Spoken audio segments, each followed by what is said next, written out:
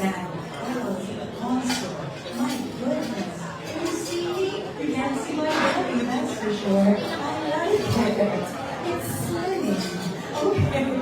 Ladies and gentlemen, my mom is so kind, and as you know, parents have great expectations for their children, you know? And this is supposed to be a post-Mother's Day concert, you know? So this is sort of a, this next song, just to justify why I'm saying this song, this song, I have to say, is a sentiment of a mother to a child. The real expectations. You know what I'm saying? As in, fly me to the moon. Hit it, Maestro. This is for all of you. Woo! Dancing